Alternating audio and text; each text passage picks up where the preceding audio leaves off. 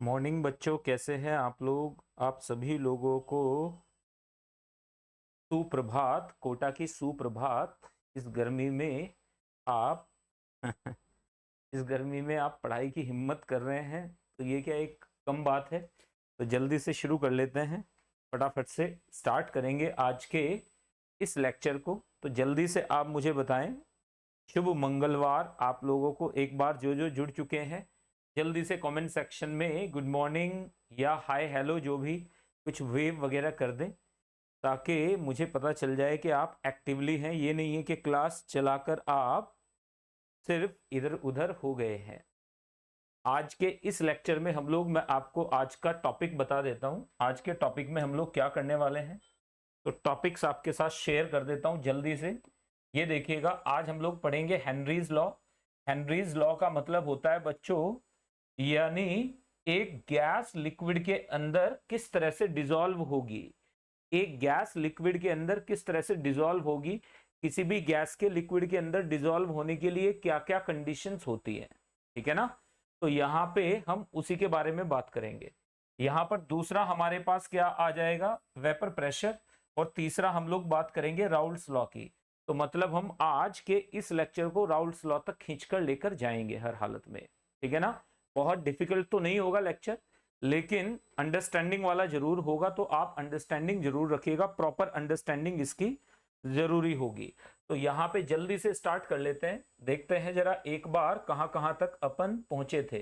तो last class में मैंने आपको बताया था लिक्विड सॉल्यूशंस की, कि सॉलिड लिक्विड सॉल्यूशंस कैसे बनते हैं। तो सॉलिड के लिए मैंने आपको क्या बता दिया था कि कंडीशंस क्या होंगी। किसी भी सॉलिड के लिए कंडीशंस क्या होंगी कि वो किसी लिक्विड में डिसॉल्व हो जाए। किसी भी सॉलिड के लिए कंडीशन क्या होती है, तो मैंने यहां पर आपको बताया था। अब दूसरे में हम पहुंच गए थे। हमारे पास पहला हो चुका था, क्विक रिकैप आपको दे रहा हूं। पहला हमारे पास हो गया था कि हम अगर लिक्विड के अंदर सॉलिड को डिसॉल्व करें तो, और हम क्या बना दें, एक लिक्विड सॉल्यूशन बना दें। हम एक लिक्विड सॉल्यूशन बना रहे हैं, तो हम कैसे करेंगे। एक सॉलिड के अंदर लिक्विड को डिसॉल्व करके, एक सॉलिड को एक लिक्विड के अंदर डिसॉल्व करके हम लोग क्या बना रहे हैं, एक लिक्विड सॉल्यूशन बना रहे हैं। तो हम कैसे अप्रोच करें ऐसी प्रॉब्लम्स को। तो सबसे पहले तो मैंने बोला था आपको कि जैसे वाटर हमारे पास है, वाटर के साथ साथ हमने क्या ले लिया, शुगर ले लिया था। तो ये सबसे कॉमन एग्जांपल है, ग्लूकोज ले सकते हो आप। यहां से क्या बन गया था, सॉल्यूशन बन गया था। अब अगर सॉल्यूशन बन रहा है तो ये तो बात क्लियर है कि डेल जी नेगेटिव है, क्योंकि अगर डेल जी पॉजिटिव होती तो सॉल्यूशन बनता ही नहीं। सही बात है ना, बिल्कुल। भाई ये तो हमें बिल्कुल क्लियरली समझ में आ गया कि अगर डेल जी नेगेटिव है तभी तो सॉल्यूशन बनेगा।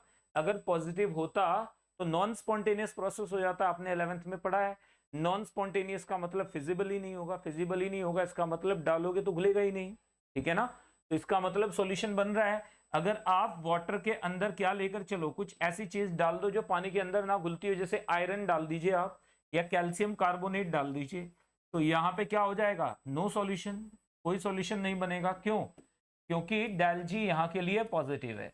इसका मतलब ये है, ये बात तो आपको बिल्कुल क्लियरली समझ में आ गई कि डेल जी अगर हमारे पास नेगेटिव है तो सॉल्यूशन बन जाएगा, अगर पॉजिटिव है तो डेल्टा जी पॉजिटिव है तो सॉल्यूशन नहीं बनेगा।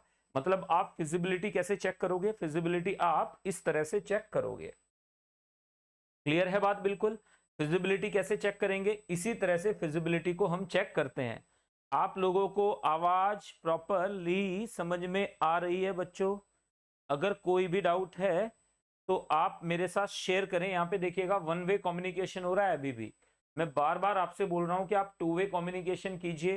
तो कई सारे बच्चे क्लास में जुड़े हुए हैं लेकिन रेस्पॉन्ड नहीं करते हैं। If you do not answer the questions of the teacher, connect develop नहीं होता है बच्चों। और जो हम बोल रहे हैं ना, वो 1 to 1 कनेक्ट डेवलप हो जाए आपका हमारे साथ में, जिससे हम आपको एक अच्छे से गाइड कर पाए कि आप नीट में 700 प्लस कैसे लाओगे। 700 प्लस लाने वाला बच्चा टीचर के साथ बहुत अच्छे से बॉन्डेड होता है, तो सब्जेक्ट के साथ भी बॉन्डेड होता है। तो यहीं पे डिफरेंशिएटर होता है, यही डिफरेंशिएटर होता है एक अच्छे बच्चे में और एक एवरेज में। कि एवरेज बच्चा हर बात पे हेजिटेट करता है, और जो टॉपर बच्चा होता है वो किसी भी बात पे हेजिटेट नहीं करता। छोटी से छोटी बात भी पूछता है और बड़ी से बड़ी बात भी पूछ लेता है। अब यहां से हमारे पास, अब ये तो हमें पता चल गया था कि लाइक डिसॉल्व्स लाइक। सबसे पहले हमारे पास क्या हो जाएगा यहाँ पे, हमें पता है कि सॉलिड को घोलना है, एंट्रोपी तो हमारे पास हमें पता ही है कि पॉजिटिव है, एंट्रोपी तो पॉजिटिव है मतलब फेवरेबल है, एंट्रोपी तो क्या कर रही है, FAVOUR, फेवरेबल है, ये तो फेवरेबल है, ये तो फेवर कर रही है, ठीक है ना, फेवर कर रही है। तो जरा आगे बढ़ जाते हैं, अगर ये फेवरेबल है तो दूसरे में आ जाते हैं, हमारे पास एंथैल्पी भी मोस्टली पॉजिटिव ही होगी, इसका मतलब डिसोल्यूशन क्या होगा, डिसोल्यूशन एंडोथर्मिक होगा, इसका मतलब सॉल्युबिलिटी बढ़ेगी टेम्परेचर के साथ, सॉल्युबिलिटी टेम्परेचर के साथ बढ़ जाएगी। और अगर हमारे पास डेल नेगेटिव हो जाए, जो कि होता है लिथियम सल्फेट के केस में, तो ये एक्सोथर्मिक हो गया, तो सॉल्युबिलिटी क्या हो जाएगी टेम्परेचर के साथ, इनवर्सली प्रोपोर्शनल हो जाएगी। ये बात भी हमने कर ली थी। लास्ट में हमने बात की थी लाइक डिजोल्व्स लाइक, क्या बात की थी, लाइक डिजोल्व्स लाइक, मतलब बच्चे याद रखिएगा लाइक डिजोल्व्स लाइक का मतलब क्या है, इसका मतलब है कि नॉन पोलर यहां पर नहीं घुलेगा, सिर्फ पोलर घुलेंगे, नॉन पोलर यहां पे नहीं घुलेगा, यहां पर सिर्फ क्या घुलेगा, पोलर घुलेंगे। तो हमारे पास क्या आ जाएगा, like dissolves like, like dissolves like का मतलब ये है सिंपली, आप ध्यान से देखिएगा, लाइक डिजोल्व्स लाइक का मतलब क्या है, लाइक डिजोल्व्स लाइक का मतलब सिंपली ये है कि यहां पर जरा ध्यान से देखिएगा, मतलब अगर हमारे पास पोलर है, NaCl है, तो वो वाटर में तो घुल जाएगा, सॉल्यूशन बना देगा, लेकिन NaCl क्योंकि पोलर है, आयनिक है, अगर इसे आप बेंजीन में डालोगे तो क्या आ जाएगा, सस्पेंशन आ जाएगा, मतलब ये बिल्कुल भी नहीं घुलेगा, सस्पेंशन आ जाएगा। तो ये इतनी सी बात अगर आपको समझ में आती है, मतलब लाइक डिजोल्व लाइक वाला फंडा है। एक बात मैंने आपको और भी बताई थी यहाँ पे कल, इफ यू रिमेंबर दैट, कि अगर हमारे पास लेटिस एनर्जी ग्रेटर देन हो गई, अगर लेटिस एनर्जी हमारे पास क्या हो जाए, greater than, much greater than hydration energy, तो क्या हो जाएगा, इनसॉल्युबल, बिल्कुल नहीं घुलेगा, इनसॉल्युबल हो जाएगा। और अगर हमारे पास लेटिस एनर्जी लेस देन और इक्वल टू हाइड्रेशन एनर्जी हो जाए तो घुल जाएगा, सॉल्यूशन बन जाएगा, सॉल्युबल हो जाएगा। तो इतनी बात आपको नीट के लिए पता होनी चाहिए, क्योंकि यहां से क्या पूछेंगे, वो रीजनिंग टाइप का क्वेश्चन आपसे पूछेंगे, क्या पूछेंगे यहां से, रीजनिंग टाइप का क्वेश्चन आपसे पूछेंगे, रीजनिंग टाइप क्वेश्चन यहां से आपसे पूछा जाएगा। तो रीजनिंग टाइप के क्वेश्चन में आपको ये बात तो ध्यान में रखनी है कि इतना तो आपको कम से कम पता ही हो, रीजनिंग टाइप के क्वेश्चन में ये बात तो आपको मालूम होनी ही चाहिए, वरना तो बात मुश्किल हो जाएगी। तो देखो जरा कितनी मजेदार चीज है ये, और कैसे हम इसे टैकल कर सकते हैं। तो आपको अगर ये बात समझ में आ गई है तो जोर से बोलो कि सर बात बिल्कुल क्लियर है, we have understood this, yes yes yes yes. Akshat बताइए जल्दी से, दीक्षा आप भी बताइए फटाफट से कि बात बिल्कुल क्लियर है। रेस्पॉन्ड, रेस्पॉन्ड करना बड़ा जरूरी है, if you do not respond तो बात बनेगी नहीं। ये क्लास आज की है सिर्फ 9 बजे, नॉर्मली आज मनोज सर अवेलेबल नहीं थे इस टाइम पे, तो इस वजह से क्लास कैंसिल नहीं की हम। आपकी क्लासेस मिनिमम कैंसिलेशन होंगे यहाँ पे, मतलब आपकी क्लास को उतना ही सीरियसली लिया जाएगा as if it is your NEET exam, उतना सीरियस हम लेकर चलेंगे। तो जरा एक बार ध्यान से देख लीजिएगा, यहां तक की बातें बिल्कुल क्लियर हैं। लिक्विड लिक्विड सॉल्यूशन में, लिक्विड सॉलिड सॉल्यूशन में एग्जाम्पल मैंने आपको दे दिए थे कल। कल मैंने आपको यह भी बता दिया था कि यहां पे अगर सॉल्युबिलिटी की बात करेंगे, मतलब हमारे पास जो सॉल्युबिलिटी का, हमारे जो सॉल्युबिलिटी का, जस्ट अ सेकेंड,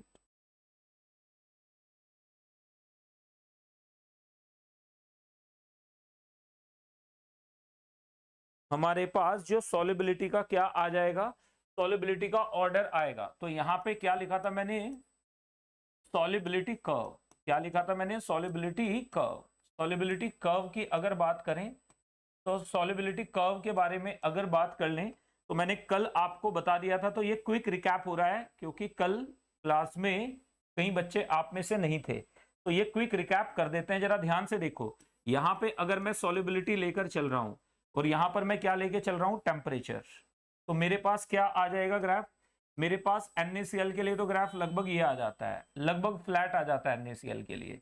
मेरे पास KCl के लिए कर्व कैसे आ जाता है, KCl के लिए कर्व ऐसे आ जाता है, ये KCl के लिए है। मेरे पास KNO3 के लिए कर्व कुछ ऐसे आ जाता है, ये KNO विजिबल है, ये वाला विजिबल नहीं होगा, तो इसको ब्लू से कर लेते हैं।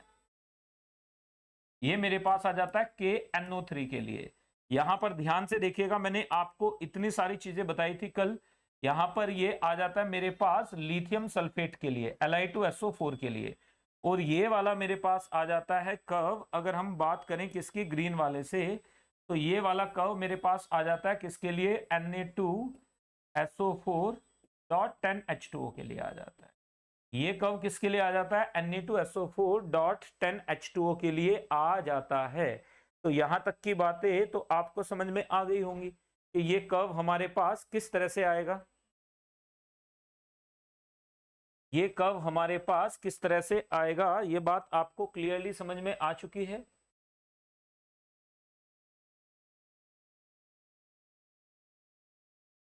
चलिए, अगर समझ में आ चुकी है तो फिर बढ़ जाते हैं आगे। यहां पर देखो, ये क्लियर है बात बिल्कुल, कहीं कोई डाउट इसमें? तो ये बहुत इंपॉर्टेंट है। इसमें इंपॉर्टेंट क्या चीज नजर आ रही है आपको, यहां पर we can see what, that two solids for which enthalpy of dissolution is highly positive, endothermic solutions, endothermic solids are the solids best purified by recrystallisation. क्योंकि टेम्परेचर बढ़ाने पे सॉल्युबिलिटी बढ़ेगी, घटाने पे सॉल्युबिलिटी घटेगी। तो बढ़ाने पे सिर्फ सॉलिड घुलेगा और इंप्योरिटीज नहीं घुलेंगी, और घटाने पे सिर्फ सॉलिड प्रेसिपिटेट होगा। तो याद रखिएगा, यहां पे हमारे पास if H is highly positive, इस केस में these solids or such solids are best purified, solids are best purified,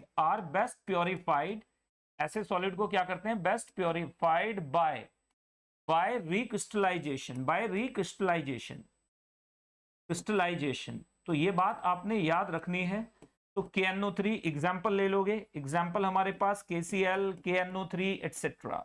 okay, these are the common example जिनमें आप सिंपल फंडा लगा सकते हो। तो ये बात याद रखना है, अगर सॉल्युबिलिटी टेम्परेचर के साथ तेजी से बढ़ रही है तो टेम्परेचर घटाने पे तेजी से घटेगी भी ना। अगर घटेगी तो उस कंडीशन में क्या हो जाएगा, उस कंडीशन में ऐसे सॉलिड को बहुत आराम से आप क्या कर पाओगे, ऐसे सॉलिड को बहुत आराम से आप एक्सट्रैक्ट कर पाओगे इंप्योरिटीज से। कैसे, इंप्योरिटीज तो घुलेंगी नहीं, सॉलिड घुल जाएगा, ठंडा करोगे तो वापस आ जाएगा। तो ये बात याद रखना है, रिक्रिस्टलाइजेशन का मतलब होता है ठंडा करने पे सॉलिड। हमने क्या किया, हमने यहां पर एक कंटेनर लिया, ध्यान से देखना, ये मेरे पास एक कंटेनर है, इसके अंदर मैंने क्या डाल दिया यहां पर, और हीट करना शुरू कर दिया, इसे हीट करना शुरू कर दिया। यहां पर मेरे पास ये क्या है, इम्प्योर सॉलिड, इम्प्योर। टेम्परेचर बढ़ाया तो हमारे पास क्या हो गया, टेम्परेचर बढ़ाया तो हमारे पास यहां पर तो इंप्योरिटीज बैठ जाएंगी और सॉल्यूशन के अंदर ये सॉल्यूशन बन जाएगा। ये क्या है, impurity, this is nothing but impurity. अब हमने इसे ठंडा किया, जैसे ही कूलिंग करेंगे इमीडिएटली क्या हो जाएगा, प्योर सॉलिड प्रेसिपिटेट्स। तो यहां पर ये बात छोटी सी है लेकिन बहुत इंपॉर्टेंट है, स्पेशली रीजनिंग टाइप के क्वेश्चन में अगर आपको नीट में ये पूछ लिया जाए तो आप आराम से बता पाएंगे कि ये बहुत आसान सा है। तो अगर बात बिल्कुल क्लियर है, जरा एक बार कमेंट सेक्शन में बोलो कि सर बात बिल्कुल क्लियर है everyone. Yes yes yes yes, फटाफट से बताएंगे कि बात बिल्कुल क्लियर है सर।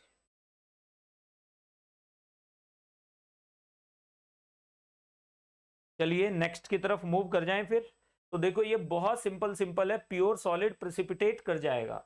अब मैं लिक्विड के लिए बात कर लेते हैं। नंबर 2 पे मैंने कल आपको बताया था कि लिक्विड के अंदर अगर मिक्स कर रहे हैं, लिक्विड मिलके क्या बन रहा है, लिक्विड सॉल्यूशन। क्या बन रहा है, लिक्विड सॉल्यूशन बन रहा है। तो इसके लिए हमें पता है कि डेल जी अगर हमारे पास पॉजिटिव है तो इमिसिबल हो जाएंगे, और अगर डेल जी हमारे पास नेगेटिव हो जाए तो सॉल्यूशन बना लेंगे, मिक्स हो जाएंगे। ठीक है ना। एग्जाम्पल ले लेते हैं, जैसे अगर मैंने क्या लिया, एथेनॉल लिया, ध्यान से देखो, मैंने एथेनॉल लिया और एथेनॉल को या ईथर ले लेते हैं। जैसे मैंने क्या लिया, लिक्विड को लिक्विड के अंदर डिसॉल्व करना है। फॉर एग्जाम्पल इसको थोड़ा सा बेटर एग्जाम्पल लेने की कोशिश करते हैं। जैसे मैंने क्या लिया, ईथर ले लिया, मैंने क्या लिया, कोई भी डाई मिथाइल ईथर ले लिया, तो बेंजीन में डाल दिया। तो ये भी नॉन पोलर, ये भी नॉन पोलर, क्या बना देगा, सॉल्यूशन बना देगा। क्यों, डेल जी नेगेटिव है। आगे बढ़ जाते हैं, अगर मैंने यही ईथर को किस में ले लिया, इसी ईथर को मैंने पानी में ले लिया, तो क्या हो जाएगा, immiscible.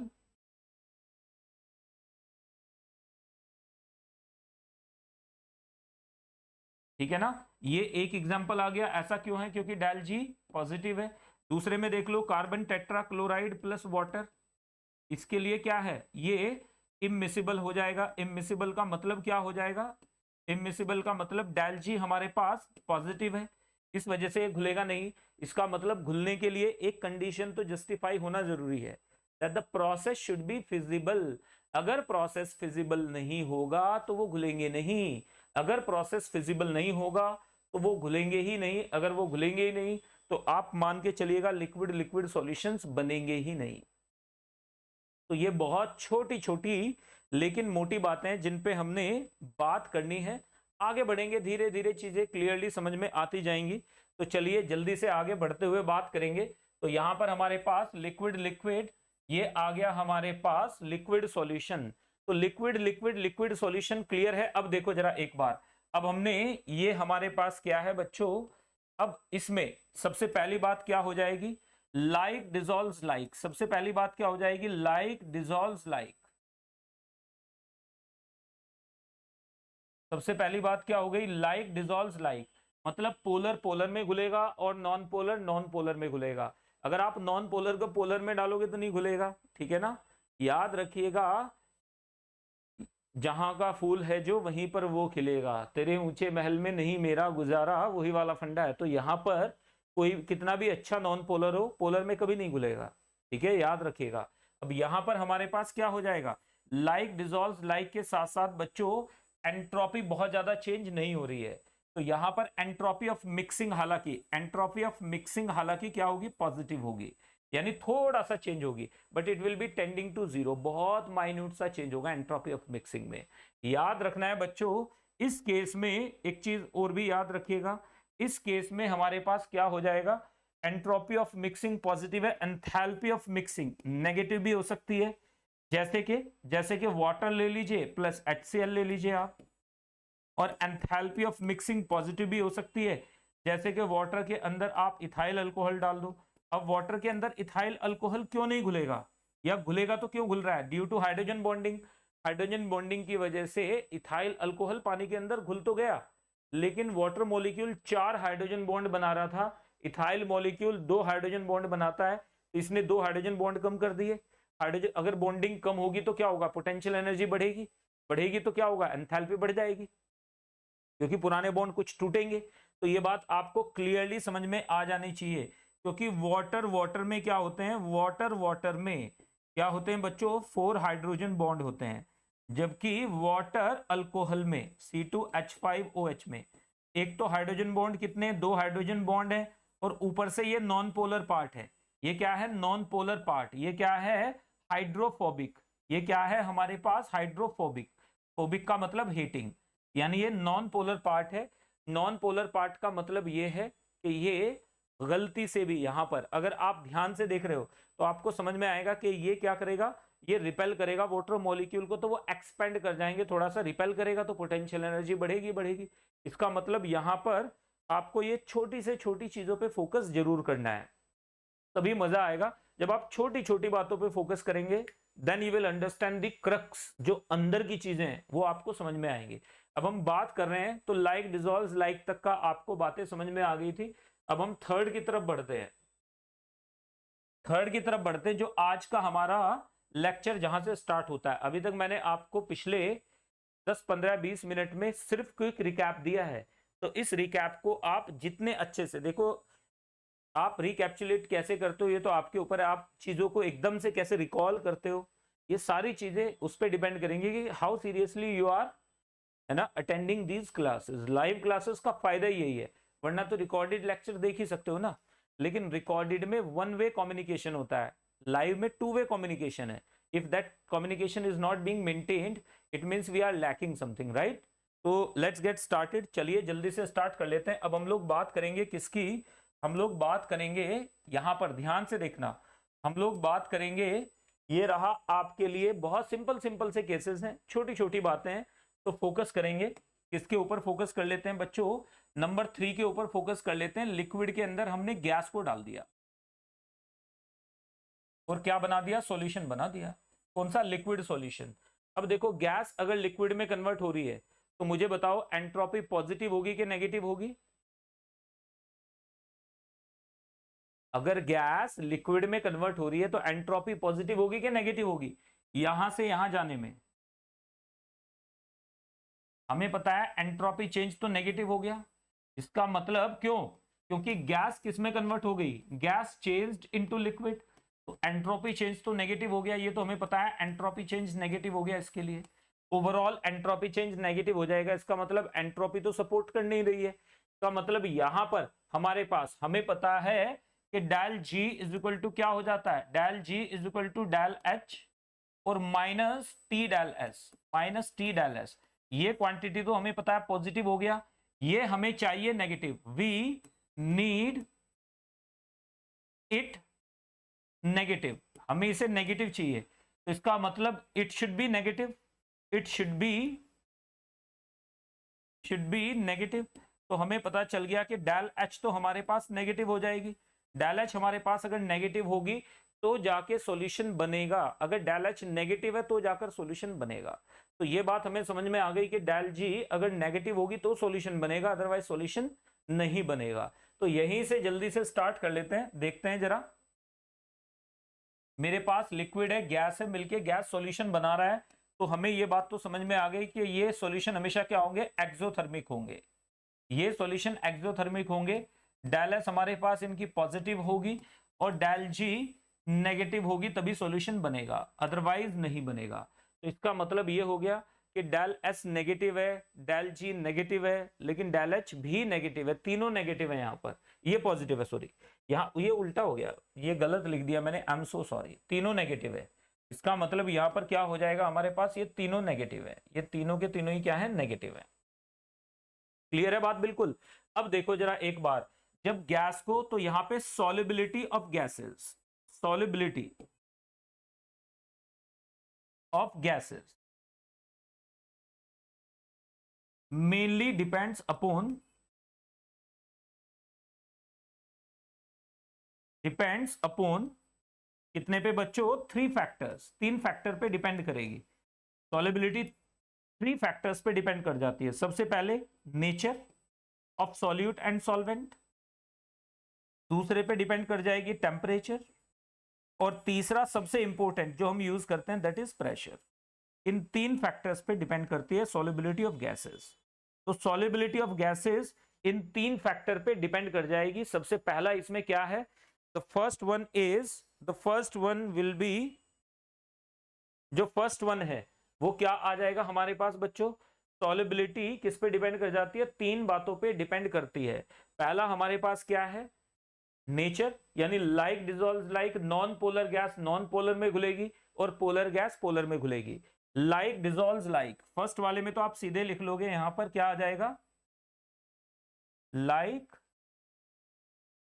Dissolve like, like dissolve like, ये हमारे पास फर्स्ट आ गया। फर्स्ट का मतलब क्या है? Like dissolve like. अब हमारे पास सेकंड में आ जाइए टेम्परेचर। हमें पता है डेल एच नेगेटिव है, इसका मतलब टेम्परेचर बढ़ेगा तो सॉल्युबिलिटी घटेगी। यानी अगर आपने किसी भी पानी को, अगर गर्म पानी में आप किसी भी मछली को डाल देंगे तो मर जाएगी इमीडिएटली, क्योंकि वहां पे ऑक्सीजन होगी नहीं। मतलब समझ रहे हैं? Aquatic animals can not survive in hot water. मतलब आप समझिए हाईली, मतलब रेगिस्तान वाले लेक्स के अंदर आपको मछलियां बहुत कम मिलेंगी, लेकिन अंटार्कटिका वगैरह में आप देखेंगे तो वहां पर आपको क्या मिल जाएंगी? मछलियां मिल जाएंगी, क्योंकि ठंडे पानी में क्या होगी? ज्यादा ऑक्सीजन होगी। तो इस वजह से लोअर लेयर में क्या होंगे? एक्वेटिक एनिमल सर्वाइव कर जाते हैं, लेकिन हॉट कंडीशंस में एक्वेटिक एनिमल सर्वाइव नहीं कर पाते। यानी गर्म पानी की किसी भी लेक में आपको मछलियां देखने को नहीं मिलेंगी। गर्म पानी की किसी भी लेक में आपको मछलियां देखने को नहीं मिलेंगी, ये बात आप समझ लीजिएगा। चलिएगा अब नेक्स्ट की तरफ मूव कर रहे हैं, प्रेशर। तो प्रेशर का क्या इंपैक्ट होता है? इंपॉर्टेंट फैक्टर, ये सबसे इंपॉर्टेंट फैक्टर है। तो इंपोर्टेंट फैक्टर, तो यहाँ पे ये सबसे इंपोर्टेंट फैक्टर है। It is given by impact यानी effect of pressure on solubility is given by Henry's law. तो याद रखिएगा, गिवन बाय यहीं से क्या आ जाता है हमारे पास, हेनरीज लॉ आ जाता है। यहीं से हमारे पास क्या आ जाता है, हेनरीज लॉ आ जाता है। यहीं से हमारे पास क्या आ जाता है, हेनरीज लॉ आ जाता है। तो हेनरीज लॉ क्या है, चलिए बात करते हैं जरा एक बार हेनरीज लॉ की। तो ये आज का हमारा टॉपिक भी है। व्हाट इज हेनरीज लॉ बच्चे, बताइए जरा एक बार कमेंट सेक्शन में, कितने बच्चों को आप में से हेनरीज लॉ आता है, कितने बच्चों को आप में से हेनरीज लॉ आता है। तो कमेंट सेक्शन में आप लोग बताएंगे कि हेनरीज लॉ आप में से कितने बच्चों को आता है। जल्दी जल्दी जल्दी से। तो हेनरीज लॉ आप में से कितने बच्चों को आता है, आप मुझे कमेंट सेक्शन में बताएं फटाफट से। तो आप मुझे अगर कमेंट सेक्शन में बता सकते हैं कि हेनरीज लॉ आपको आता है तो बताइए, नहीं आता है तो भी बताइए जल्दी से, लेकिन बोलिए जल्दी थोड़ा सा। Let me have some water meanwhile, आप बताएं मुझे। तो अभी आज का भी थोड़ा सा टॉर्चर रहेगा, लेकिन कोई बात नहीं बच्चों, हम बर्दाश्त करेंगे। ये एसी आज रिप्लेस हो गया है, हो जाएगा।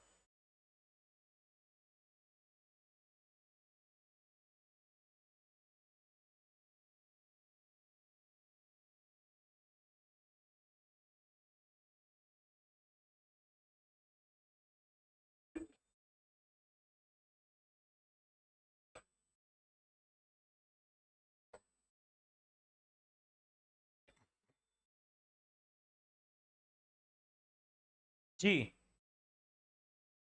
कहां तक पहुंची है बात, जल्दी से बता दो। चलिए, हेनरीज लॉ क्या कहता है, हेनरीज लॉ कहता है एट कांस्टेंट टेम्परेचर, मतलब ये आइसोथर्मल उस पे होता है, constant temperature, at constant temperature the solubility, the amount of a gas dissolved in a liquid, the amount of a gas, the amount of a gas dissolved in a liquid, dissolved in a liquid, the amount of a gas dissolved in a liquid is directly proportional, is directly proportional, इसके directly proportional होता है, directly proportional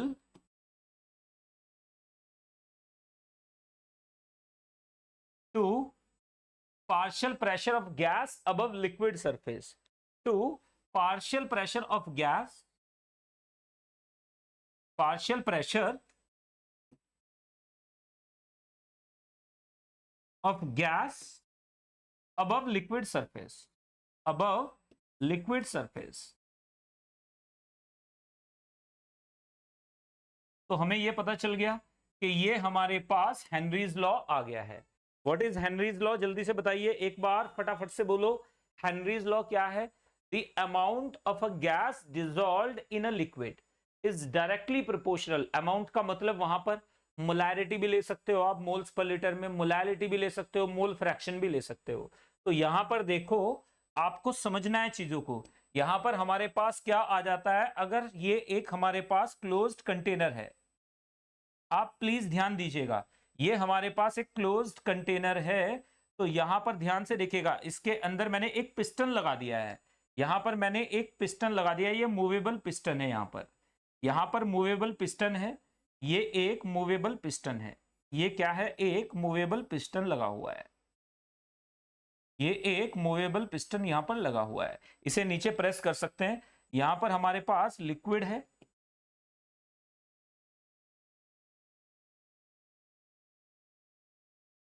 और इसी के ऊपर हमारे पास यहां पर ये कोई एक गैस है, यहां पर कोई गैस है, ये लिक्विड है नजर आ रहा है, ये गैस है, गैस का प्रेशर कितना है P1।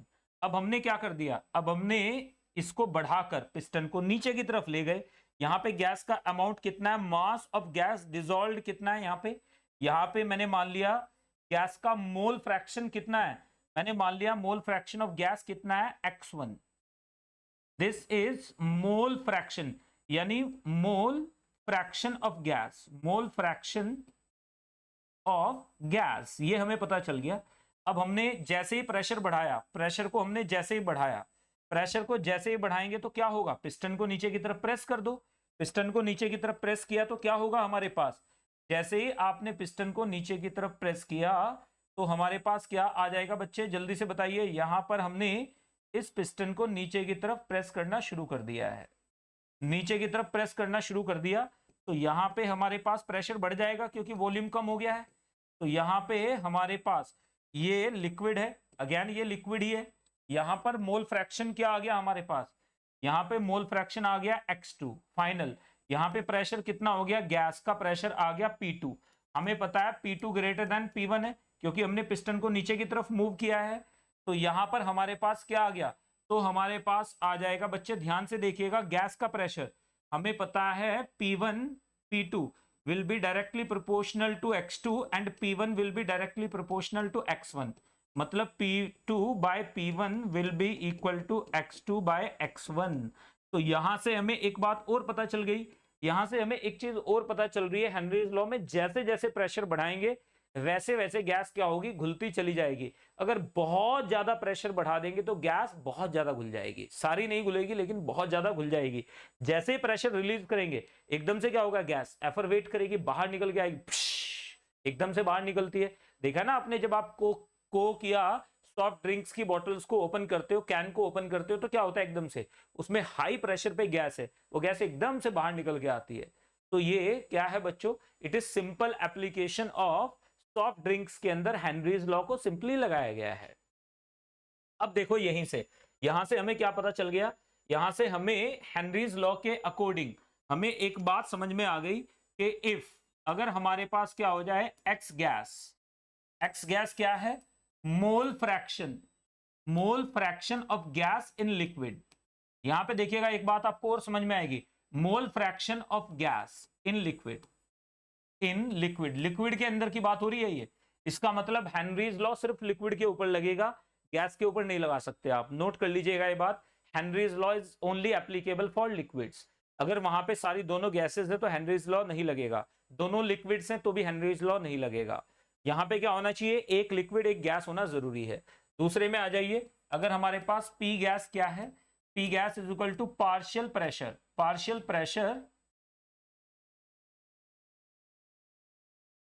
Of gas. अगर हमारे पास गैस का पार्शियल प्रेशर क्या है, ये है, तो हमारे पास क्या आ जाएगा बच्चों, हमारे पास आ जाएगा पी गैस, नोट कर लीजिएगा, P gas is equal to is directly proportional to X gas. तो नोट कीजिए, यहां से हमारे पास आ जाता है P gas is equal to K H into X gas, K H into X gas आ जाता है। तो ये हमारे पास आ गया बच्चे, this is Henry's law equation. यहां पे K H is called Henry law constant, इसे क्या बोलते हैं, Henry's law constant, Henry's law constant, this is called Henry's law constant, इसे आप हेनरीज लॉ कांस्टेंट बोलते हो, this is called Henry's law constant. तो ये हेनरीज लॉ कांस्टेंट है, तो हमारे पास क्या आ जाएगा, हेनरीज लॉ कांस्टेंट में हमें साफ साफ नजर आ रहा है भाई, इसकी जो यूनिट्स होंगी वो तो एटमॉस्फेयर होंगी, mmHg प्रेशर की यूनिट, ये क्या है हमारे पास यूनिटलेस, ये हमारे पास क्या है यूनिटलेस। तो इसकी यूनिट क्या हो जाएंगी, प्रेशर की यूनिट, इसकी यूनिट्स क्या हो जाएंगी, क्या हो जाएंगी, प्रेशर यूनिट्स, इसकी यूनिट्स क्या हो जाएंगी, प्रेशर यूनिट्स आ जाएंगी। यानी ये भी किस में आएगा, बार में आएगा, यानी KH हमेशा किस में आता है, ये बार में आ सकता है, ये किलो बार में आ सकता है, ये पैस्कल में हो सकता है, ये एटमॉस्फेयर में हो सकता है, ये mmHg में भी हो सकता है, एटसेट्रा, ये इसकी यूनिट्स आ जाती हैं। तो अगर आप लोगों को बात क्लियरली समझ में आई तो बताइए जरा एक बार, दीक्षा, वंदना, अक्षत, सभी लोग मुझे जल्दी से बताएंगे। अक्षत बात बिल्कुल क्लियर, दीक्षा बात क्लियर है आपको, अक्षत बात क्लियर है आपको, एवरीवन एवरीवन एवरीवन मुझे फटाफट से बताएं कि यस सर बात तो क्लियर है।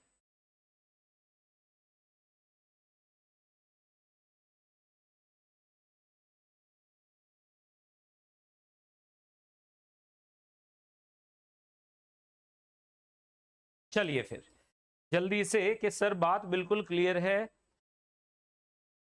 बहुत सिंपल है ये। अब देखो यहां से हमें एक चीज और भी नजर आ रही है, तो ये तो थोड़ा सा आप लोगों के लिए इंपॉर्टेंट हो जाएगा कि KH is inversely proportional to solubility, is inversely proportional to solubility। मतलब अगर KH की वैल्यू ज्यादा होगी तो solubility कम होगी। मतलब अगर हमारे पास दो गैसेस हैं, suppose we have gas A, हमारे पास यहाँ पे क्या है बच्चे, गैसेस ले ली मैंने, गैस A है, गैस B है, गैस C है, गैस D है। यहाँ पर हमारे पास KH की वैल्यू है, सपोज इसके लिए KH की वैल्यू है 0.31, इसके लिए KH की वैल्यू है 0.95, इसके लिए KH की वैल्यू है 10⁻3, इसके लिए KH की वैल्यू है 94। तो अब आपको सॉल्युबिलिटी के बारे में बात करनी है, सॉल्युबिलिटी बतानी है। तो सॉल्युबिलिटी कैसे बताओगे? हमें क्लियरली नजर आ रहा है यहां से हमारे पास सॉल्युबिलिटी का ऑर्डर क्या हो जाएगा। हमें पता है कि KH बढ़ेगा तो सॉल्युबिलिटी घटेगी, सॉल्युबिलिटी क्या होगी, घटेगी। इसका मतलब A की सॉल्युबिलिटी ज्यादा हो जाएगी B से, B की सॉल्युबिलिटी ज्यादा हो जाएगी D से, D की सॉल्युबिलिटी सॉरी A की सॉल्युबिलिटी ज्यादा है B से, B की ज्यादा है D से, D की ज्यादा है C से। तो ये हमें पता चल गया सॉल्युबिलिटी का order. This is solubility order. ये सॉल्युबिलिटी का ऑर्डर आ जाएगा। अगर 100% क्लियर हो तो लिखना कि सर 100% बात बिल्कुल क्लियर है। अब देखो यहां से अगर मैं एक ग्राफ बना दूं बच्चों, किसके बीच में ग्राफ बनाया मैंने यहाँ पर ग्राफ बनाया है प्रेशर ऑफ गैस के बीच में और KH के बीच में, यानी सॉरी X गैस के बीच में। तो मेरे पास जो ग्राफ आएगा वो कुछ ऐसा आएगा, लेकिन ये इंफिनिटी तक नहीं जाएगा क्योंकि X गैस की वैल्यू फिक्स्ड है 1 तक, उसके ऊपर नहीं जा सकता। तो एक लाइन सेगमेंट आएगी और इसका जो स्लोप होगा tan theta will be equal to KH। tan theta किसके बराबर हो जाएगा, KH के बराबर हो जाएगा। कई बार लॉग भी ले लेते हैं, तो लॉग वाला ग्राफ भी बना देते हैं। अगर मैं इसका लॉग ले लूं, किसके लिए लॉग ले लूं, P gas is equal to क्या आ जाएगा मेरे पास, KH इंटू X गैस। अगर मुझे इसका लॉग लेना है तो यहां से आ जाएगा log of P is equal to आ जाएगा हमारे पास log of X plus log of KH, ये आ जाएगा। तो y equals to mx plus c। इसका मतलब ये वाला ग्राफ हमारे पास कुछ ऐसा बन जाएगा बच्चे। कैसा बन जाएगा ग्राफ, जरा एक बार ध्यान से देखो। यहाँ पे हमारे पास क्या आ जाएगा, यहाँ पे हमारे पास आ जाएगा x गैस। अगर मैं यहाँ पे क्या लेके चल रहा हूँ, log p, यहाँ पे क्या लेके चल रहा हूँ, log p, ln p ले लीजिए, एक ही बात है, 2.303 तो कट ही जाएगा। यहाँ पे मैंने क्या लिया है, log x, यहाँ पे मैंने क्या लिया है, log x लिया है। तो मेरे पास ग्राफ कैसा आएगा बच्चों, जरा ध्यान से देखिएगा। log p and log x के बीच में अगर मैंने ग्राफ बना दिया तो मेरे पास ग्राफ कैसा आएगा, जरा बताओ एक बार, जल्दी जल्दी जल्दी से आप लोग सब बताइए। यहां पर मेरे पास ग्राफ कैसा आएगा जी। तो यहां से मेरे पास जो ग्राफ आएगा, तो ध्यान से देखिएगा, वो ग्राफ मेरे पास कुछ ऐसा आ जाएगा। प्लीज प्लीज प्लीज जल्दी से आप लोग बताएंगे। यहां पर मेरे पास log x के बीच में ग्राफ कैसा आएगा बच्चों, अगर मुझे ग्राफ बनाने को मिल जाए y is equal to mx plus c, तो यहां पर मेरे पास जो ग्राफ आएगा वो कैसा आएगा, बताइए बताइए बताइए। लेट्स सी कि आप में से कितने बच्चे सही जवाब दे पाएंगे। जल्दी जल्दी जल्दी से देख लेते हैं।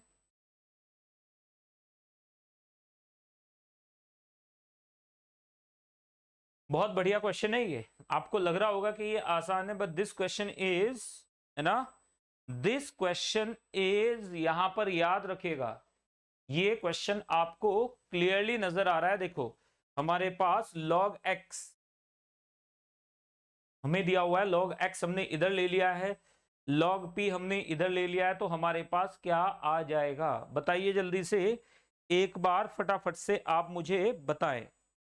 Late me check. अभी तक सिर्फ वंदना ने जवाब दिया है कि सर स्ट्रेट लाइन आ जाएगा विद पॉजिटिव स्लोप। दीक्षा जल्दी से बताइए बच्चे क्या होगा। अक्षत आपने भी अभी जवाब नहीं दिया है, तो फटाफट से मुझे बताएं इसमें ग्राफ कैसा आ जाएगा। क्या ये ग्राफ आएगा? नहीं, आप याद रखिएगा, बस यहीं पे बच्चे गड़बड़ करेंगे, ये वाला ग्राफ नहीं आएगा। ये वाला ग्राफ नहीं आएगा, ये वाला ग्राफ भी नहीं आएगा, नोट कर लीजिएगा, ये वाला ग्राफ भी नहीं आएगा। तो यहां से हमारे पास अब ग्राफ कौन सा आ जाएगा बच्चों, इधर देखिएगा, प्लीज नोट करें कौन सा ग्राफ आएगा, प्लीज प्लीज प्लीज। यहां से मैंने लिया है log p और यहां से मैंने लिया है log x, तो ये वाला ग्राफ भी नहीं आएगा। देखने में लग रहा है कि ये आएगा, एक्चुअल में ये नहीं आएगा क्योंकि log x हमेशा नेगेटिव है, log x हमेशा क्या है, नेगेटिव है। नेगेटिव है तो ग्राफ इधर ही आएगा, इसका मतलब ग्राफ हमारे पास कौन सा आ जाएगा, ये ग्राफ भी गलत हो जाएगा। यहां पे लिख दे रहा हूं मैं, this will be the curve, ये कर्व आ जाएगा, बस यहीं पे मामला फंसा हुआ था, यहीं पे मामला फंसा हुआ था। कौन सा आ जाएगा, ये आ जाएगा, दिस विल बी, आप नोट कर लीजिएगा, ये वाला कर्व आ जाएगा, this will be the curve. यहां पे क्या लिया मैंने, log p, और यहां पे मैंने क्या लिया है बच्चों, यहां पर मैंने लिया है log x, तो मेरे पास ग्राफ ये आएगा, दिस इज करेक्ट। क्यों, क्योंकि log x is always negative, why, because x is always less than 1, x हमेशा लेस देन 1 है, तो ग्राफ हमारे पास कौन सा आएगा, बस यहीं पे क्वेश्चन था, यहीं पे क्वेश्चन आएगा। तो चलिए जल्दी से एक बार मुझे बताएं फटाफट से कि बात क्लियर, बिल्कुल समझ गए ना। देखो log x पॉजिटिव नहीं हो सकता, अगर log x पॉजिटिव आपने ले लिया तो फंस जाएंगे आप, क्योंकि log x कभी पॉजिटिव होगा ही नहीं, क्योंकि x तो नेगेटिव, x तो लेस देन 1 है ना, अगर x लेस देन 1 है तो ये हमेशा नेगेटिव आएगा, अगर ये नेगेटिव आएगा तो फंस जाएगा मामला, फंस जाएगा। तो बस आपको ये समझ लेना है चीजों को। चलिएगा नेक्स्ट की तरफ मूव कर जाते हैं। ये रहा आपके सामने बच्चे, देख लीजिए जरा एक बार, छोटी छोटी बातें जिन पे हमें फोकस करना होता है, छोटी छोटी चीजें जिन पे हमें फोकस करना होता है, कोई बड़ी बड़ी बातों पे हमें यहाँ पे ज्यादा ध्यान नहीं देना है। अब हम जल्दी से आगे बढ़ेंगे, बात करेंगे हेनरीज लॉ में।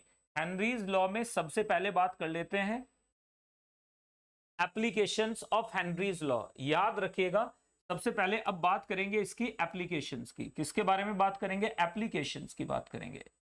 एप्लीकेशंस, एप्लीकेशंस में पहला एप्लीकेशन क्या है, CO2 इज डिसॉल्व्ड। CO2 किस पे डिसॉल्व करते हैं बच्चों, फिर मैं क्वेश्चन दूंगा आपको। Dissolved in water at high pressure, high pressure, high pressure पे। सॉफ्ट ड्रिंक आप लिख लीजिएगा सामने, सॉफ्ट ड्रिंक का मतलब यही होता है कि CO2 को आपने हाई प्रेशर पे क्या कर दिया है, डिसॉल्व कर दिया है।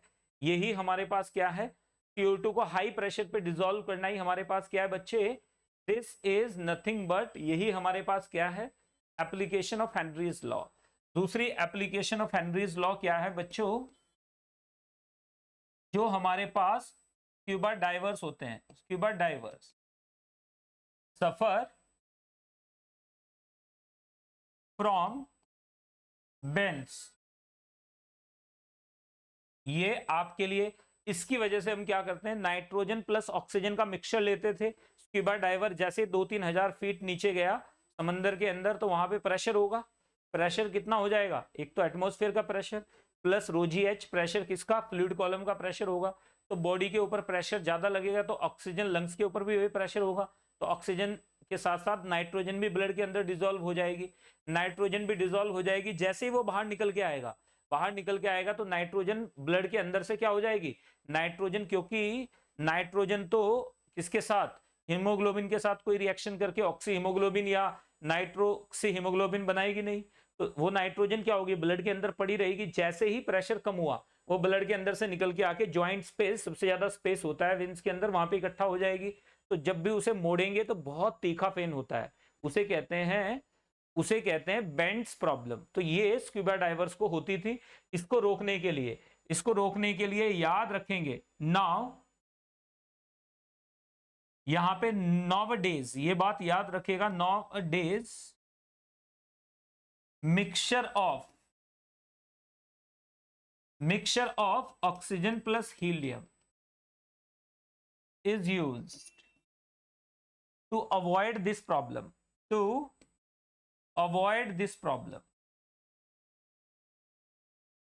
इस प्रॉब्लम को अवॉइड करने के लिए क्या करते हैं, mixture of oxygen and helium use किया जाता है। क्यों यूज करते हैं, ताकि क्योंकि हीलियम क्या होती है, हाई प्रेशर पे भी ब्लड के अंदर नहीं घुलती है, तो याद रखिएगा हाई प्रेशर पे भी, क्योंकि इसका हेनरीज लॉ कांस्टेंट बहुत ज्यादा है, तो ये आपके लिए है। तो यहां पर अब लिमिटेशंस की बात कर लेंगे। अगर हम लिमिटेशंस की बात करें, लिमिटेशंस, तो लिमिटेशंस में पहली लिमिटेशन क्या है? Gas should not form any product with solvent, with solvent, solvent के साथ कोई प्रोडक्ट ना बनाती हो गैस। दूसरा हमारे पास क्या है? Gas should not be highly soluble, बहुत ज्यादा soluble नहीं होनी चाहिए, हेनरीज लॉ नहीं लगेगा। highly soluble, ये स्पेरिंगली सॉल्युबल गैसेस के लिए हाईली सॉल्युबल। तो ये आपको दोनों लिमिटेशंस याद रखनी है, ये इसकी एप्लीकेशंस हैं, ये लिमिटेशंस है। ऑब्वियस सी बात है, अगर हम एप्लीकेशन की बात करेंगे तो हमें लिमिटेशन की बात भी करनी पड़ेगी, एप्लीकेशन के साथ साथ हमें लिमिटेशन की बात भी करनी पड़ती है। तो इजी पीजी लेमन स्क्वीजी, अगर बात क्लियरली समझ में आ गई है तो मुझे बताइए जल्दी से कि yes sir we have understood this, हमें ये बात तो समझ में आ चुकी है। तो हेनरीज लॉ का, चलिए एक क्वेश्चन करते हैं बच्चों जल्दी से, हेनरीज लॉ का एक क्वेश्चन कर लेते हैं जल्दी से। तो ये रहा आपके सामने क्वेश्चन, क्वेश्चन मैं आपको दे रहा हूं, बहुत इजी क्वेश्चन है। क्वेश्चन ये है बच्चे आपके सामने कि हमारे पास ये nitrogen air, nitrogen from air is dissolved in 10 moles of water. Moles of water. Nitrogen is dissolved in 10 moles of water at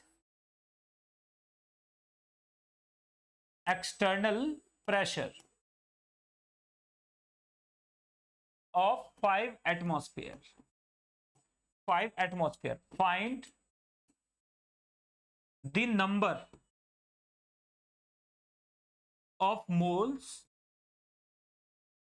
of nitrogen dissolved, number of moles of nitrogen dissolved,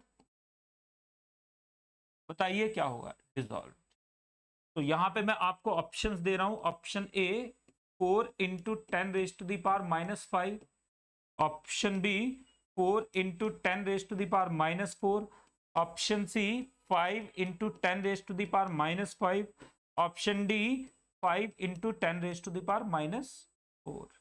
ये 4 option हैं आपके सामने, आराम से सोचिए फिर बताइए जल्दी से कि आंसर क्या आएगा। What will be the answer of the question. तो इस क्वेश्चन का आंसर आप मुझे जल्दी से देंगे ताकि हम पुनर्प्रस्थान कर जाएं। जी जी जी जल्दी से बताइएगा बच्चों, ये रहा आपके सामने, बहुत इजी पीजी है। तो योर टाइम, मैं 1 मिनट का यहाँ पे टाइम सेट करता हूं ताकि अगर आप इसे लाइव अभी देख रहे हैं तो अच्छा है, जब आप इसे उसमें भी सॉल्व करें तो 1 मिनट में ही जवाब दीजिएगा। मैं तो मान के चलूंगा जिन बच्चे ने अभी तक लाइव जवाब नहीं दिया है वो लाइव जवाब ही देंगे। दिस आई विल प्रिज्यूम, ये मुझे प्रिज्यूम करना ही पड़ेगा। जी बताएंगे फटाफट से कि क्या हमारे पास आएगा इसका आंसर।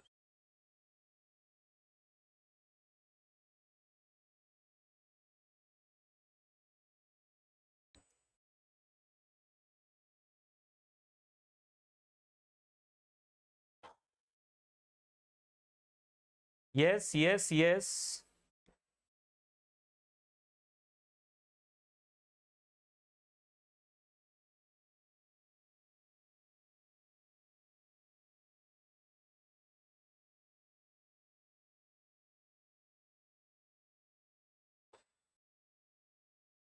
चलिए जल्दी जल्दी से, किसी नहीं बेटा ये गलत जवाब है आपका, ठीक है ना।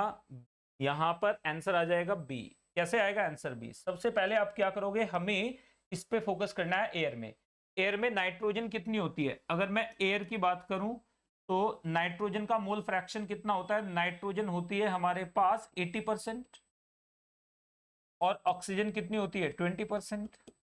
तो यहाँ पे pressure of nitrogen, partial pressure of nitrogen is equal to आ जाएगा, मोल फ्रैक्शन कितना है 0.8 इंटू टोटल प्रेशर कितना दिया हुआ है 5 एटमोस्फियर, तो यहां से आ जाएगा 4 एटमोस्फियर। ये आ गया पार्शियल प्रेशर, हमें तो नाइट्रोजन का पार्शियल प्रेशर लेना है ना, तो नाइट्रोजन का partial pressure is equal to आ जाएगा, यहाँ पर हमें एक चीज और भी दी गई है, हमें एक चीज क्या दी गई है बच्चों, आप में से किसी ने जिसने आंसर दिया था वो बच्चों सुपर है, यहाँ पे KH दिया गया 5 इंटू 10⁻⁻5, 5 इंटू 10⁻5, ये हमें KH की वैल्यू दी गई है। तो आपने तो इसे बिना उसके ही सॉल्व कर दिया, तो यार ये तो बहुत बड़ी बात हो गई। चलिए बिना KH के सॉल्व करने वाले बच्चे आज मैंने पहली बार देखे हैं। आगे बढ़ते हुए यहां से क्या आ जाएगा xN2, तो हमारे पास क्या आएगा xN2। खैर एक ने पूछा था, वंदना ने पूछा था कि सर KH की वैल्यू बता दो, लेकिन थोड़ा लेट पूछा। xN2 इज इक्वल टू आ जाएगा PN2 अपॉन नीचे क्या आ जाएगा हमारे पास KH, तो यहां से आ जाएगा 4 इंटू 10⁻⁻, यहाँ पे PN2 कितना है 4 इंटू यहाँ पर देखो KHN2 आ जाएगा 5 इंटू 10⁻⁻, यहाँ पे ये आ गया -5 में चला गया, ऊपर यहाँ पे 5 था तो ऊपर जाएगा तो -5 हो जाएगा, तो ये आ गया 8 इंटू 10⁻⁻। ध्यान से देखो इसे मैंने उड़ा दिया, 5 से 4 को काट दिया तो 0.8 आ गया, तो ये आ गया हमारे पास 8 इंटू 10⁻⁻, कितना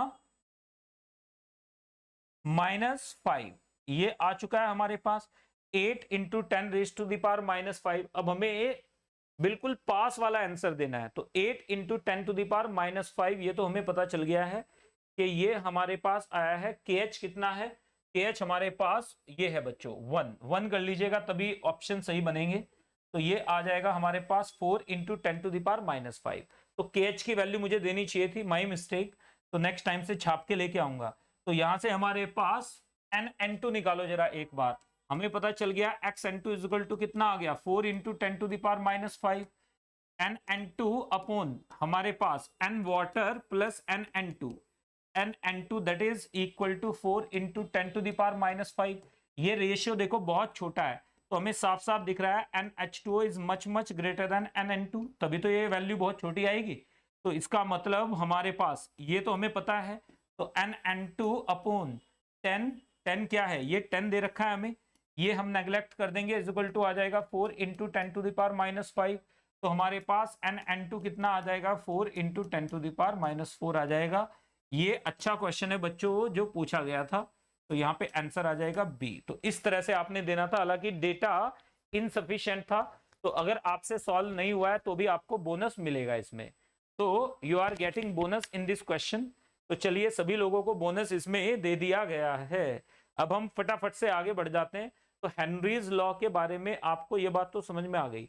हेनरीज लॉ आप किसके लिए यूज कर सकते हो, मोल फ्रैक्शन के साथ साथ हेनरीज लॉ को आप सॉल्युबिलिटी के लिए भी यूज कर सकते हो, इसको आप सॉल्युबिलिटी के अलावा दूसरे फैक्टर्स के लिए भी यूज कर सकते हो। तो यहां पर जरा ध्यान से देखिएगा, सॉल्युबिलिटी के लिए भी इसे यूज कर सकते हैं आप इसे मोल, यानी आप यहां पर मोलैलिटी भी यूज कर सकते हो, मोल फ्रैक्शन भी यूज कर सकते हो, मोलैरिटी भी यूज कर सकते हो, प्रेशर के डायरेक्टली प्रोपोर्शनल रख देना है। मतलब यहां पे याद रखना है pressure of gas is directly proportional to mole fraction of gas, बस KH की वैल्यू बदलती जाएगी। यहाँ पे pressure of gas is directly proportional to mass of gas, mass of gas, gas के मास के भी डायरेक्टली प्रोपोर्शनल हो जाएगा। Pressure of gas is directly proportional to molality, molality of gas के भी डायरेक्टली प्रोपोर्शनल होगा। Pressure of gas will be directly proportional to molarity. बस यहाँ पे ये बात जरूर याद रखिएगा कि यहाँ पर KH की जो यूनिट्स हैं वो चेक कर लीजिएगा कि कौन सी लगानी है। KH की यूनिट्स आपको चेक कर लेनी है ताकि आपसे ये गड़बड़ ना हो जाए। KH की यूनिट्स अगर आप चेक कर लोगे तो आपसे गड़बड़ नहीं होगी। अगर KH की यूनिट्स आपने ढंग से चेक नहीं की तो आपको प्रॉब्लम हो जाएगी। तो चलिए ये रहा आपके लिए बच्चे, बहुत सिंपल सा केस है, यहां पर ध्यान से देखिएगा। अब हम जल्दी से आगे बढ़ेंगे, जल्दी से आगे बढ़ रहे हैं। अब हम लोग बात करेंगे सॉल्यूशंस, यानी हम यहां पर अब बात करने वाले हैं किसकी, यहां पर देखिएगा अब हमारे पास क्या आ जाएगा, सॉल्यूशंस, लिक्विड सॉल्यूशंस। किसके बारे में बात करेंगे? लिक्विड सॉल्यूशंस कंटेनिंग, किसके लिए बात कर रहे हैं? Containing volatile solute, volatile solute है। अब अगर वोलेटाइल सॉल्यूट है, बस इसके बारे में बात करना, यहां से शुरू हो जाता है आपका रियल गेम। हर बार हम वेपर प्रेशर के बारे में ही बात करेंगे, लेकिन वेपर प्रेशर अभी आपको बता तो दूं पहले, अभी वेपर प्रेशर पढ़ाऊंगा, अभी इसके एकदम बाद वेपर प्रेशर आपको पढ़ाना है, क्योंकि राउल्ट्स लॉ से पहले वेपर प्रेशर की जरूरत आपको पढ़ने वाली है। तो जरा ध्यान से देखो यहां पर, अब हमारे पास हमने क्या मान लिया, हमारे पास सॉल्यूट क्या है बच्चे? हमने मान लिया हमारे पास सॉल्यूट है बी, सॉल्वेंट हमारे पास क्या है? हमने मान लिया सॉल्वेंट हमारे पास कोई ए है, ए सॉल्वेंट है, बी सॉल्यूट है। इसके लिए क्या है? ये भी वोलेटाइल है, ये भी वोलेटाइल है, मतलब इसका वेपर प्रेशर होगा, वोलेटाइल है तो इसका वेपर प्रेशर ग्रेटर देन 0 होगा। ये भी वोलेटाइल है, सॉल्वेंट तो हमेशा ही वोलेटाइल लेना है आपने, सॉल्वेंट तो कभी नॉन वोलेटाइल होगा ही नहीं, तो इसका वेपर प्रेशर भी ग्रेटर देन 0 होगा। सॉल्वेंट भी वोलेटाइल है, सॉल्यूट भी वोलेटाइल है, दोनों वोलेटाइल हैं, तो क्या होगा? वही होगा जो मंजूर खुदा होगा। यहां पर देखो जरा एक बार, ये हमारे पास मुद्दई लाख बुरा चाहे तो क्या होता है, यहां पर हमारे पास क्या है बच्चे? हमने a प्लस बी ले लिया, यहां पर हमारे पास a प्लस बी है, a प्लस बी है तो a भी इवेपोरेट होगा और b भी इवेपोरेट होगा, तो यहां पर हमारे पास क्या होगा? यहां पर हमारे पास a प्लस बी होगा, यहां पर हमारे पास क्या होगा? a प्लस बी दोनों होंगे। ये हमारे पास क्या है बच्चे? ये इसे कहते हैं vapour phase, this is VAPOUR, vapour phase. ये हमारे पास वेपर फेज है, ये हमारे पास लिक्विड फेज है, दिस इज लिक्विड फेज, ये हमारे पास लिक्विड फेज है। क्लियर है बात? बिल्कुल। लिक्विड के ऊपर क्या लगेंगे? राउल्ट्स लॉ लगेगा, हेनरीज लॉ लगेगा, ठीक है ना, और भी कई सारी चीजें लगेंगी। वेपर के ऊपर क्या लगेगा? वेपर के ऊपर लगेगा सिर्फ और सिर्फ Dalton's law of partial pressures, और कोई लॉ नहीं लगा देना है, यहाँ पे गलत हो जाएगा, यानी ये गैस की तरह बिहेव करेगा। तो यहाँ पे हमारे पास क्या होगा? यहाँ पे हमारे पास a प्लस बी दोनों होंगे, a भी होगा b भी होगा। क्लियर है बात? बिल्कुल। तो यहाँ पे याद रखो, वेपर में हमारे पास क्या हो जाएगा? लिक्विड के अंदर XA क्या है? XA is mole fraction of A, mole fraction of A, और XB हमने क्या मान लिया? हमारे पास क्या है? मोल फ्रैक्शन ऑफ B। यहां पर YA हमने क्या मान लिया? मोल fraction of A, mole fraction of A, और YB हमारे पास क्या हो जाएगा? Mole fraction of B, mole fraction of B हो जाएगा। ये हमारे पास मोल फ्रैक्शन ऑफ A है, ये हमारे पास मोल फ्रैक्शन ऑफ B है, दोनों हमें मिल गए, तो मजा आ गया यार, फिर तो बचा ही क्या। अब देखो जरा एक बार, यहां से हमें mole fraction 11th and 12th से, 11 से आपको पता है YA plus YB will be equal to 1, यहां से भी हमें पता है क्या है हमारे पास, यहां से भी। अब मैं कॉन्सेंट्रेशन टर्म्स भी बीच में लेके आ रहा हूं, मोल फ्रैक्शन को भी लेके आ रहा हूं बीच में। ये हमारे पास हमें पता है, हमारे पास XA प्लस XB भी इज इक्वल टू क्या हो जाएगा? 1 हो जाएगा। तो कॉन्सेंट्रेशन टर्म्स भी हमें अब पढ़नी पड़ेंगी, तो यहीं से अब हमारी शुरुआत हो जाएगी, यहीं से हमारी शुरुआत हो जाएगी। राउल्ट्स लॉ से पहले हमें वेपर प्रेशर से पहले कॉन्सेंट्रेशन टर्म्स, क्योंकि हमें मोल फ्रैक्शन के बारे में आइडिया ही नहीं है कि मोल फ्रैक्शन क्या होता है, मोलैरिटी क्या होती है, तो इनकी अपनी कुछ कॉन्सेंट्रेशन टर्म्स होंगी, तो लिख लेते हैं कॉन्सेंट्रेशन टर्म्स। चलिए, तो कॉन्सेंट्रेशन टर्म्स के बारे में एक बार जल्दी से बात कर लेते हैं। ये हमें पता चल गया है कि ये सॉल्यूशन का लब्बो-लुआब कैसे होगा, ये कैसे काम करेगा, सॉल्यूशन कैसे काम करेगा, ये तो हमें समझ में आ गया है। अब इस पे हमने क्या करना है? इस पे हमने अब यूज करना है, सिंपली क्या यूज करना है बच्चे? YA प्लस YB, ये मोल फ्रैक्शंस हैं A के और B के लिक्विड गैस के अंदर, और XA प्लस XB किसके अंदर है? अब ये 1 मैंने कैसे लिखा है? तो अब हमें कॉन्सेंट्रेशन टर्म्स पढ़नी पड़ेंगी। तो यहां पे हमारे पास, अगर मैं लिक्विड सॉल्यूशंस में किसकी बात करूं? कॉन्सेंट्रेशन टर्म्स की बात करूं, कॉन्सेंट्रेशन टर्म्स की बात करूं, किसकी बात करूं? कॉन्सेंट्रेशन टर्म्स की बात करूं। यहीं से शुरू होता है कॉन्सेंट्रेशन टर्म, शुरू में पढ़ने का कोई फायदा नहीं है, जहां पे जरूरत हो वहीं पे पढ़ो। तो कॉन्सेंट्रेशन टर्म्स में हमारे पास क्या आ जाता है, जो हमें यहाँ पर दी जाती है कॉन्सेंट्रेशन टर्म्स? सबसे पहली कॉन्सेंट्रेशन टर्म हमारे पास आ जाती है percent mass by mass, percent mass by mass. Percent mass by मास, इसे डिनोट करते हैं परसेंट डब्ल्यू बाय डब्ल्यू से, काम आएगी ये। दूसरी हमारे पास आ जाती है percent mass by volume, percent mass by volume, by का मतलब बिलो यानी डिवीजन में, तो ये आ जाता है परसेंट डब्ल्यू बाय वी। तीसरा हमारे पास आ जाता है, यहां पे कई बार दे देते हैं, percent volume by volume, bye volume, percent volume by volume, ये हम डिनोट करते हैं परसेंट वी बाय वी से। चौथा हमारे पास कॉन्सेंट्रेशन टर्म जो आ जाएगी which is important, mole fraction. क्या है? मोल फ्रैक्शन। तो मोल फ्रैक्शन को हम डिनोट करेंगे किससे? एक्स से। नेक्स्ट में हमारे पास क्या आ जाएगा? फिफ्थ में आ जाता है मोलालिटी, इसकी सबसे ज्यादा जरूरत पड़ने वाली है मोल फ्रैक्शन की एंड मोलालिटी की, डिनोट करते हैं एम से। नेक्स्ट सिक्स्थ में हमारे पास आ जाता है मोलारिटी, मोलारिटी, इसको डिनोट करेंगे कैपिटल एम से। तो ये 6 कंसंट्रेशन टर्म्स हमें पढ़नी है। These are very important for liquid solutions. Liquid solutions के लिए ये कंसंट्रेशन टर्म्स इंपॉर्टेंट होंगी। यानी लिक्विड सॉल्यूशंस में अगर आपको रॉक करना है, मतलब अगर आप वाकई चाहते हैं कि लिक्विड सॉल्यूशन में मैं दमदार परफॉर्म करूं, तो मुझे ये सारी कंसंट्रेशन टर्म्स पता होनी चाहिए कि मास बाय मास क्या होता है, मास बाय वॉल्यूम क्या होता है, वॉल्यूम बाय वॉल्यूम क्या होता है, मोल फ्रैक्शन क्या होता है, मोलालिटी क्या होती है, मोलारिटी क्या होती है, ये सारी बातें हमें पता होनी चाहिए। तो अगर हमें ये सारी बातें पता है तो हम इसे सॉल्व कर जाएंगे, अगर हमें ये सारी बातें नहीं पता है तो हम इसे सॉल्व नहीं कर पाएंगे। चलिएगा खैर जल्दी से आगे बढ़ जाते हैं। तो ये रहा आपके सामने बच्चों इंपॉर्टेंट चीज, आप ध्यान से देखिएगा। परसेंट मास बाय मास हमें पता है, परसेंट मास बाय वॉल्यूम हमें पता है, परसेंट वॉल्यूम बाय वॉल्यूम हमें निकालना है। इनमें कौन कौन टेम्परेचर पे डिपेंड करता है इसके बारे में बात करेंगे, कौन कौन टेम्परेचर पे डिपेंड नहीं करता है इसके बारे में भी बात करेंगे। तो चलो शुरू कर लेते हैं। सबसे पहले बात करेंगे यहां पर, फर्स्ट में आ जाइए, परसेंट किसके बारे में बात करेंगे? Percent mass by mass, percent mass by mass, mass by mass, percent mass by मास। ये डिनोट किससे करते हैं बच्चे? परसेंट डब्ल्यू बाय डब्ल्यू से। डब्ल्यू मतलब वेट बाय वेट। तो ये क्या होता है? डेफिनेशन पे आ जाओ। अरे डेफिनेशन क्या है? तो डेफिनेशन हो जाती है the amount of solute present पर 100 ग्राम ऑफ सॉल्यूशन। तो नोट कीजिएगा दी क्या आ जाएगा हमारे पास? अमाउंट ऑफ सॉल्यूट, सॉल्यूट के बारे में बात कर रहे हैं, सॉल्वेंट के बारे में बात कर ही नहीं रहे हैं। इन ग्राम्स, ग्राम में ही बात कर रहे हैं बच्चों।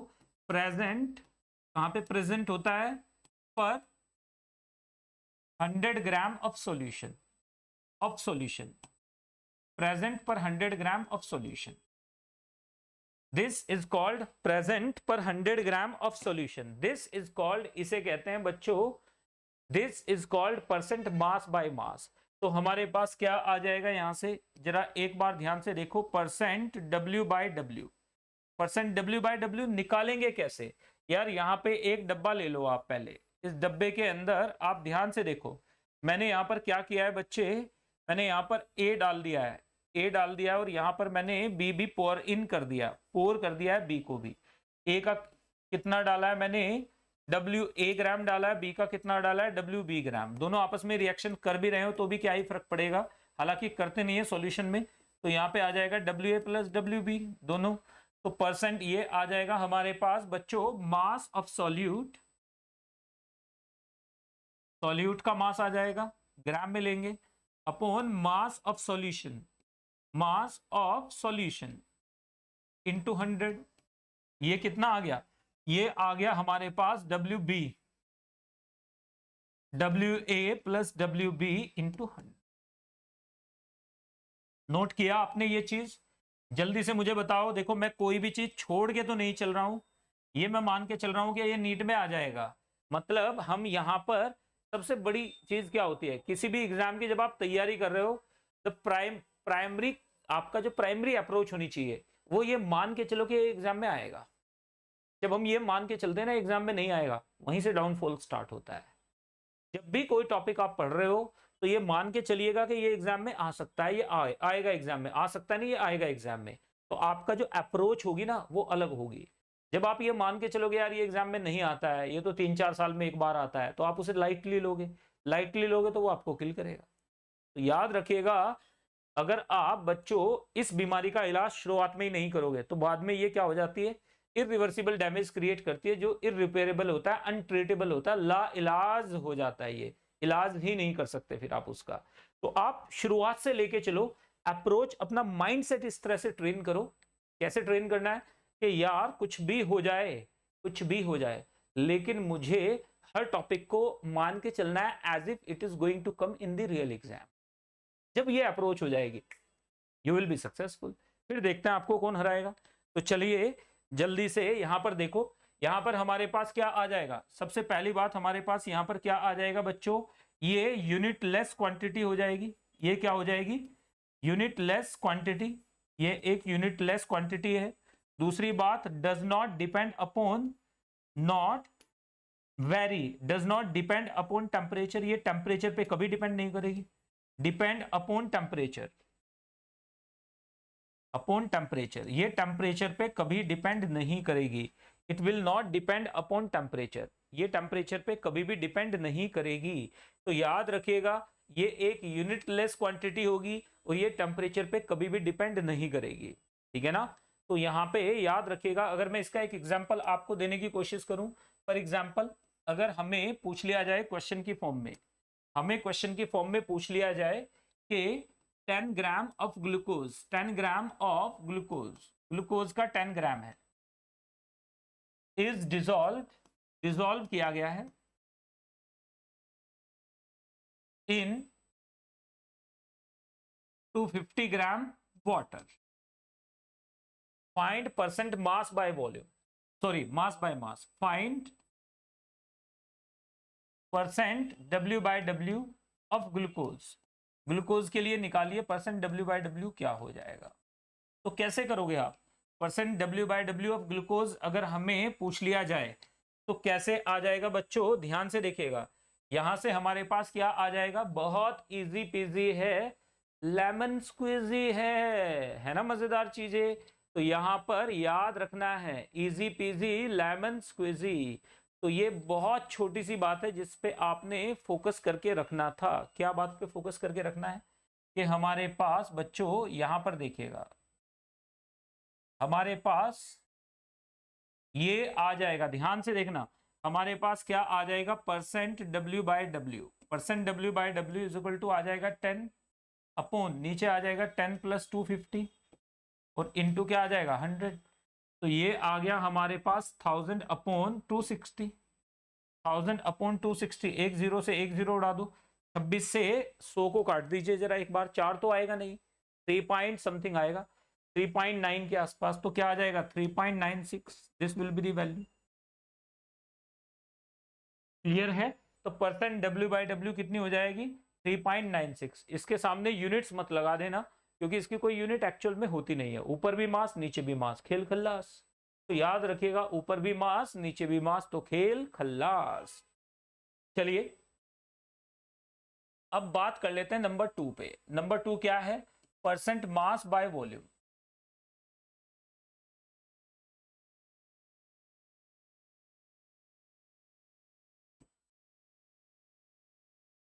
Percent mass by volume, percent mass by volume को डिनोट किससे करते हैं, परसेंट W बाय V से। किससे डिनोट करते हैं, परसेंट W बाय V से डिनोट करते हैं। तो परसेंट मास बाय वॉल्यूम को आप किससे डिनोट करते हो, परसेंट W बाय V से डिनोट कर लेते हो। तो चलो परसेंट W बाय V से अगर आपने इसे डिनोट किया तो क्या क्या आ जाएगा जी, यहाँ पे बताइए एक बार फटाफट से मुझे। परसेंट V बाय V अगर हमने लिया तो ये हमारे पास आ जाएगा the mass of amount of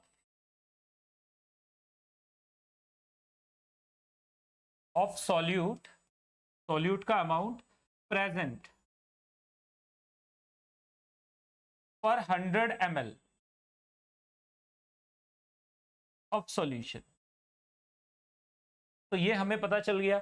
यहां से हमने क्या किया है, यहां से हमारे पास आ जाएगा percent W by V is equal to आ जाएगा हमारे पास WB upon volume of solution, इसमें ml में, किसमें है ये, ml में, इंटू 100। तो इसकी तो यूनिट्स आएंगी, इसकी अपनी यूनिट्स आएंगी बच्चों। लेकिन आपने एक चीज नोटिस किया है, यहां से देखो जरा एक बार, वी नो दैट, हमें पता है volume into density of solution is equal to आ जाएगा mass of solution, W solution आ जाएगा। तो यहां पे हमारे पास V सॉल्यूशन की जगह, अगर आप V सॉल्यूशन की जगह आप क्या रख दो, W solution upon density of solution रख दो, तो हमारे पास क्या आ जाएगा, यहां से हमारे पास आ जाएगा percent W by V is equal to आ जाएगा WB upon W solution into क्या आ जाएगा हमारे पास, into 100 into density of solution आ जाएगा।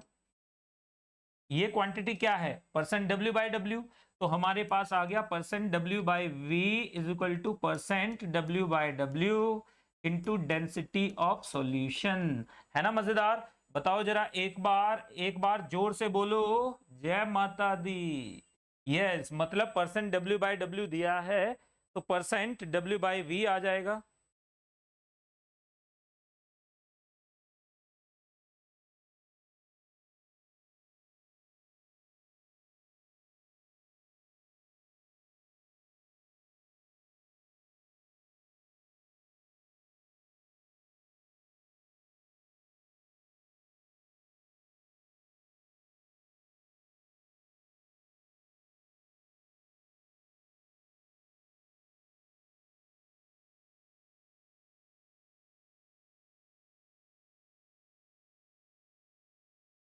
एक सेकंड रुकिएगा बच्चों।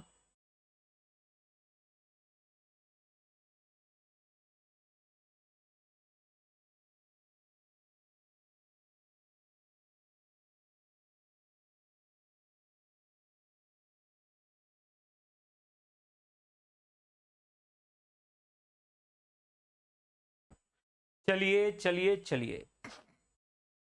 यहां तक की बात बिल्कुल क्लियर। थर्ड पे आ जाओ अब जरा। परसेंट क्या आ जाएगा हमारे पास, परसेंट वॉल्यूम बाय वॉल्यूम, यानी ऊपर भी वॉल्यूम नीचे भी वॉल्यूम, वॉल्यूम बाय वॉल्यूम,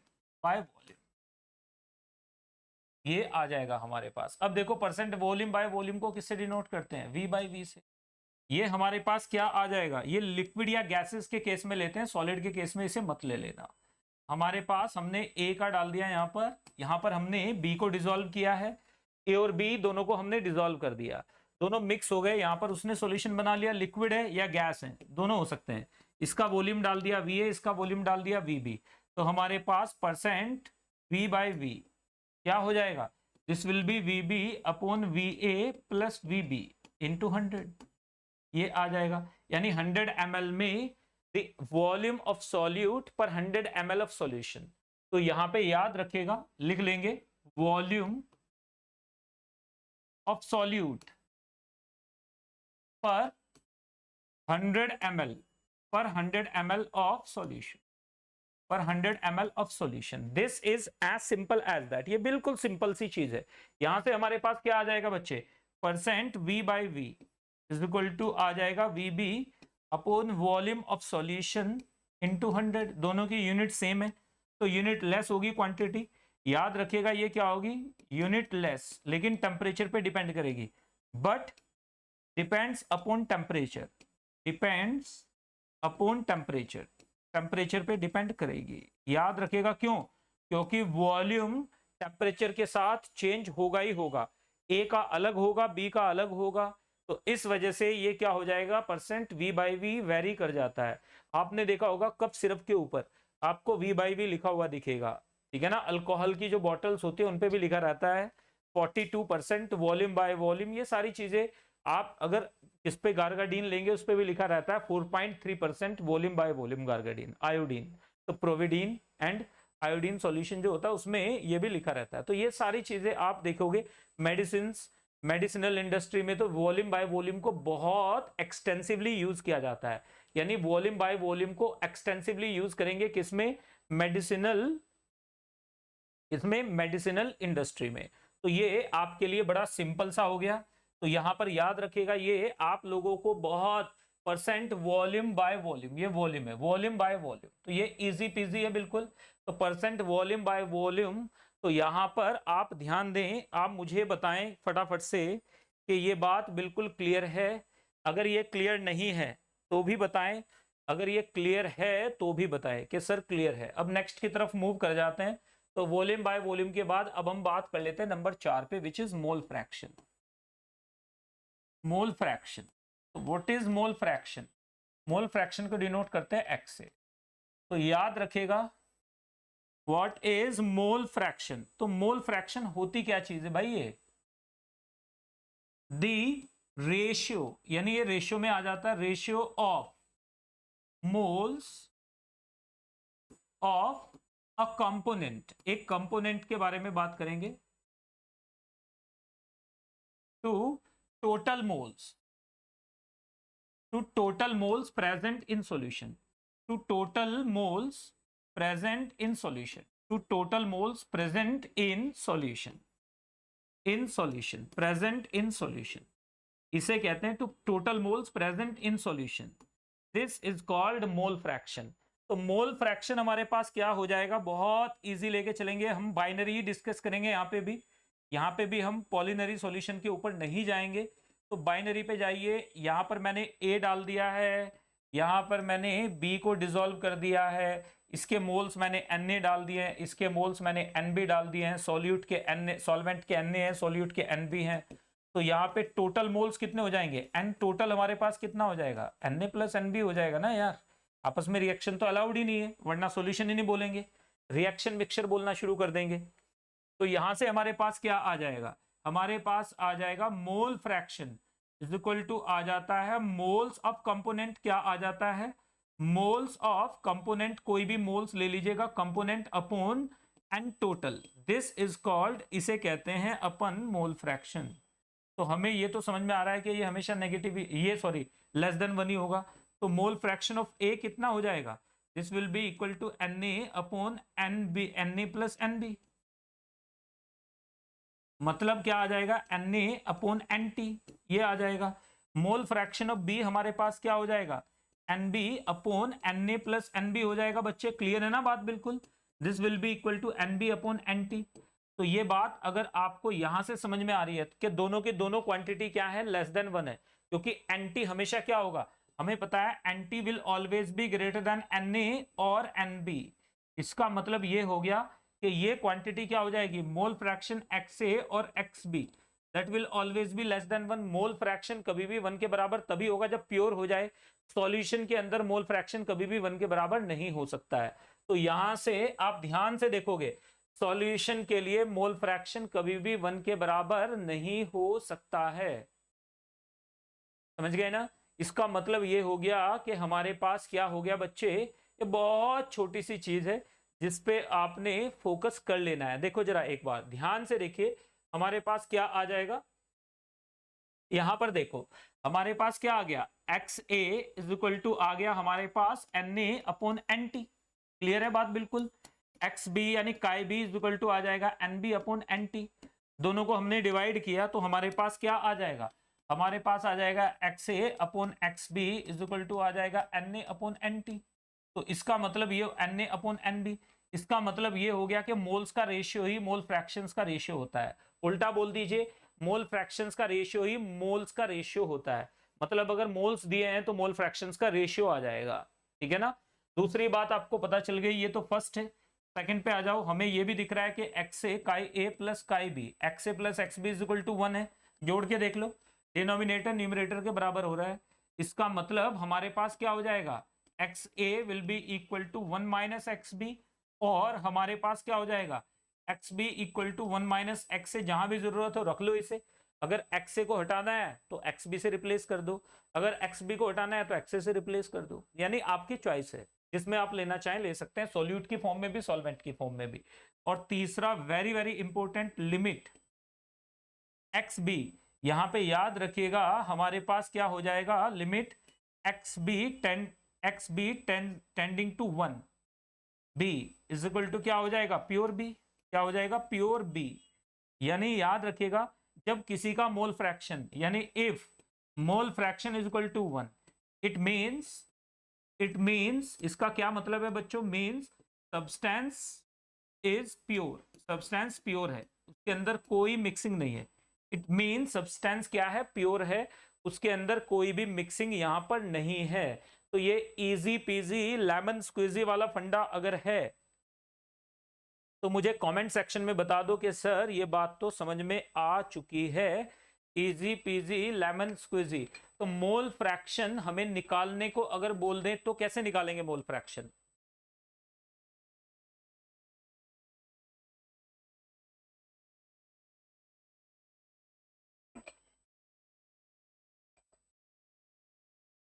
याद रखना है, जब भी मोल फ्रैक्शन निकालना हो, जब भी मोल फ्रैक्शन निकालना हो तो it has to pass through moles. अगर मोल फ्रैक्शन निकालना है, अगर हमें मास दिया गया है तो मास को पहले किस में कन्वर्ट करेंगे? मोल्स में कन्वर्ट करेंगे, और फिर क्या निकालेंगे? मोल फ्रैक्शन निकालेंगे। अगर हमें वॉल्यूम दिया गया है, वॉल्यूम को पहले मोल्स में कन्वर्ट करेंगे, फिर मोल फ्रैक्शन निकालेंगे। अगर हमें पार्टिकल्स दिए गए हैं, अगर हमें पार्टिकल्स दिए गए हैं तो पार्टिकल से पहले मोल्स निकालेंगे, फिर मोल फ्रैक्शन निकलेगा। तो ये बात याद रखिएगा। इसका मतलब जो भी चीज है वो पहले मोल्स में कन्वर्ट करेंगे, फिर मोल फ्रैक्शन में कन्वर्ट करेंगे। यानी अगर आपको मास देके मोल फ्रैक्शन पूछ ले तो क्या करना है? मोल्स के थ्रू जाएगा सर। वॉल्यूम देके मोल फ्रैक्शन पूछ ले तो क्या करेंगे? मोल्स के थ्रू जाएगा सर। पार्टिकल्स देके मोल फ्रैक्शन पूछ ले, मोल्स के थ्रू जाएगा सर। यानी everything has to go through, यानी हर चीज को आपने मोल्स के थ्रू ही लेके जाना है। ये बात याद रखनी है। मोल्स के थ्रू अगर आप लेकर नहीं जाएंगे तो ये आपको बैकफायर करे, है ना। तो ये बहुत सिंपल है, बहुत इजी है, बहुत ही बच्चों आपके लिए ये काम की चीज। तो चलिए जल्दी से आगे बढ़ेंगे, बात करेंगे इसके आगे की। तो ये हमारे पास मास आ गया, ये वॉल्यूम आ गया, ये पार्टिकल्स आ गए। तो हमारे लिए क्या हो जाएगा? मोल्स, मोल फ्रैक्शंस आपको पता चल जाने चाहिए। तो इजी पीजी है, लेमन स्क्वीजी है। तो यहां पर जल्दी से आगे बढ़ते हुए, तो ये देखो प्योर ए प्योर बी, तो ये आपको पता चल जाएगा। अगर यहाँ पे ए रखेंगे, X A tends to 1, pure A हो जाएगा। बी रखा है तो प्योर बी हो जाएगा, सी रखते तो प्योर सी हो जाता है, एंड सो ऑन। नेक्स्ट की तरफ मूव करेंगे। एक क्वेश्चन करते हैं मोल फ्रैक्शन का, जल्दी से आप मुझे बताएंगे मोल फ्रैक्शन में आपने क्या करना है। बहुत इजी क्वेश्चन होगा, लेकिन दिमाग लगाना है आपने। बिना दिमाग लगाए क्वेश्चन सॉल्व नहीं होगा। जैसे हमें अगर बोल दिया गया है कि 10 moles of Glauber salt, 10 moles of Glauber salt, इसके of Glauber salt, GLAUBER, Glauber salt. G को कैपिटल कर लीजिएगा क्योंकि नाम है एक साइंटिस्ट का, तो एक केमिस्ट का नाम है, साइंटिस्ट तो क्या बोलूं। Glauber salt is dissolved, are dissolved in, किसमें डिजॉल्व किया गया है? इन 1, यहां पे देखिएगा 180 gram of water, 180 gram of water. Find mole fraction of Glauber salt. Glauber salt का मोल फ्रैक्शन क्या हो जाएगा? तो लॉजिकल चलना है, कभी आप तुक्का मार दो, तुक्का मत मारिएगा, लॉजिकली चलिए। तो यहां पर ध्यान से देखेंगे तो लॉजिकली चलिएगा। इन 1800 कर दीजिए, ये घुलेगा नहीं क्योंकि 10 मोल्स का मतलब मास बहुत ज्यादा होता है। 3000 यानी कम से कम क्या हो गया, ये 3 किलो से भी ऊपर हो गया। 322 होता है इसका मोलर मास। तो अगर 10 मोल्स हैं तो कितना हो जाएगा? 322 को 10 से मल्टीप्लाई करेंगे, 3 किलोग्राम से भी ज्यादा आ गया, 3.2 किलोग्राम। तो 3.2 किलोग्राम को आप 100, है ना, इतने में कैसे घोलोगे? तो 18 यानी कम से कम आपके पास कितना होना चाहिए? 1.8 लीटर ना, इतने ग्राम पानी तो होना चाहिए। तो चलिए खैर, तो यहाँ पर अब हालांकि ये फिक्टिशियस है अभी भी, लेकिन फिर भी निकालते हैं। तो हमें पता है ग्लाउबर सॉल्ट हमारे पास क्या होता है? Na2SO4.10H2O, इसके 10 मोल है। जब पानी में डालेंगे, पानी के अंदर ये क्या बना देगा? Na2SO4 प्लस 10H2O, इसमें टूट जाएगा। तो इसके तो 10 मोल्स हो जाएंगे, इसके कितने हो जाएंगे? 100 मोल हो जाएंगे। तो हमारे पास moles of water, moles of किसका आपसे पूछा है, फाइंड ग्लाउबर सॉल्ट का आपने निकालना है। फाइंड ग्लाउबर सॉल्ट का अगर आपने निकालना होता, find mole fraction of Na2SO4, क्योंकि ग्लाउबर सॉल्ट तो बचेगा ही नहीं ना, मोल फ्रैक्शन ऑफ Na2SO4। तो हमारे पास मोल्स ऑफ Na2SO4 कितने हो गए बच्चों, बताओ जरा एक बार। ये तो 10 ही रहेंगे, ये आ गए 10। मोल्स ऑफ वाटर निकाल लो, मोल्स ऑफ पानी, मोल्स ऑफ पानी यहां से कितने हमारे पास, यहां से हमारे पास है 180 से डिवाइड, 18 से डिवाइड किया 100 मोल तो यहां से आ गए, 18 से डिवाइड किया 100 मोल तो यहां से आ गए, और 100 मोल यहां से आ गए, तो ये हो गए 200। तो mole fraction of Na2SO4 is equal to आ जाएगा 10/200।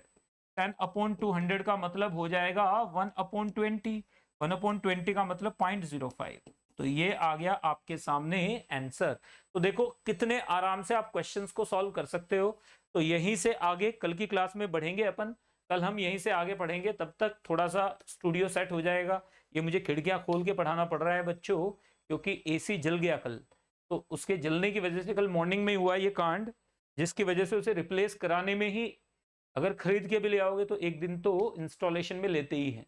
तो यहाँ पे इतनी बड़ी सिटी नहीं है कोटा के, यहाँ पे एकदम से दिल्ली की तरह चुटकी बजाते ही काम हो जाए तो सफर कर रहा हूँ अभी, तो कोई इश्यू नहीं है। तो चलिए, थैंक यू वेरी मच। आप इसे जरूर करके आइएगा। कल मिलते हैं फिर क्लास में।